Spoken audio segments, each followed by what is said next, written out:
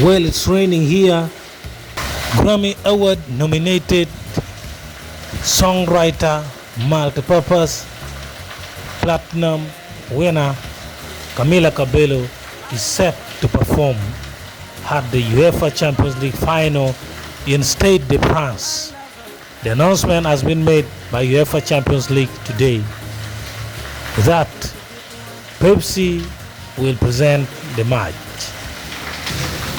Known for her smash hit Havana Bam Bam, the former Fifth Harmony Cuban American artist will take to the stage in the opening ceremony of the UEFA Champions League that will see tentatively Mohamed Salah, David Luiz, Benzema, Luka Modric interface each other to challenge themselves for the title. The Champions League, though the final was supposed to be in Russia, it was changed to France due to the recently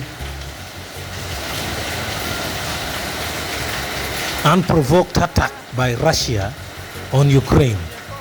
This will make the match be played in Stade de France, which is one of the biggest stadiums